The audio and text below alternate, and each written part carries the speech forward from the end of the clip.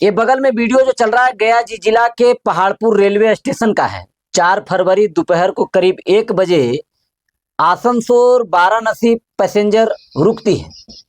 उस पैसेंजर से लोग लकड़ियां रेलवे स्टेशन पर फेंक देते हैं उल्टा साइड में, जिसका नतीजा ये होता है कि ऑफ साइड से एक ट्रेन आ रही थी जिसकी चपेट से लकड़ी ऐसा स्पीड से फेंकता है कि एक औरत के सीधा गर्दन पर लगता है।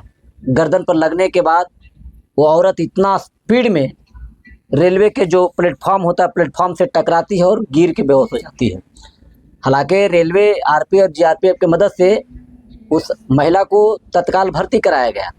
खबर यह है कि वो महिला अब ठीक है, लेकिन सवाल ये उठता है कि आखिरकार इतना बड़ा तस्करी कैसे हो रहा है। इतना बड़ा भारी मात्रा में गुरपा रेलवे स्टेशन, जादूग्राम या फिर पहाड़पुर, टेनकुप्पा, ऐसे दोपहर को अगर आप चले जाइएगा पैसेंजर के टाइम पर तो ऐसे 100 कुंटल जो लकड़ियां हैं प्लेटफॉर्म पर बिखरी नजर आएगी। तो क्या आरपीएफ जीआरपी मिलीभगत से हो रहा है? लोग कह रहा है कि पुलिस प्रशासन आरपीएफ जीआरपी के मिलीभगत से ये लकड़ियों का तस्करी हो रहा है, जिसका नतीजा ये देखिए कई लोगों को आरोप है कि ट्रेन में उनको खरोच लग जाता है। जब वो ट्रेन बैठते हैं, ट्रेन चढ़ते हैं तो लकड़ी वाला इतना स्पीड से लकड़ी डालते हैं ट्रेन में, लोकल ट्रेन में, यानी कि आसनसोल वाराणसी ट्रेन में, कि कई लोगों को पैर हाथ कुचला जाता है। और यहाँ पर देखिए उल्टा साइड में गिराने का नतीजा ये हुआ, ना तो आरपीएफ कार्रवाई किया गिराने वाले पे, ना तो जीआरपी कार्रवाई किया। हालांकि 2 दिन से अभी जो लोकल से जाते हैं, मतलब कोडरमा डेलवा साइड जो जाते हैं लकड़ी लाने के लिए, वो खाली हाथ आ जाते हैं। पूरा पहाड़पुर रेलवे स्टेशन ही नहीं बल्कि कोडरमा से गया के बीच में जितना भी रेलवे स्टेशन प्रशासन है वो एक्टिव मोड में है और किसी को लकड़ी अभी ढोने नहीं दे रहा है। लेकिन अगर यही अगर सावधानी पहले बरतती, यही अगर एक्टिव पहले लाता तो ये महिला ना तो बुरी रूप से घायल होती, ना तो प्रशासन पर सवाल उठता।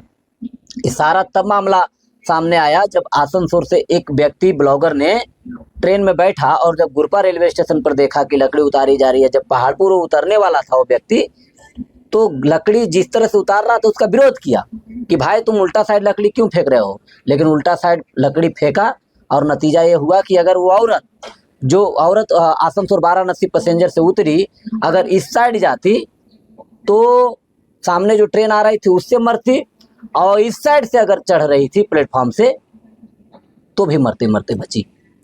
कारण था एक आरपीएफ और जीआरपी की लापरवाही कहें या फिर उनकी ये जो लकड़ी तस्करों से मिलीभगत कहें, जिसके वजह से इस तरह की बड़े पैमाने पे लकड़ियां जो कच्ची लकड़ियां हैं, कच्ची लकड़ी से सबसे बड़ा नुकसान पर्यावरण को भी हो रहा है।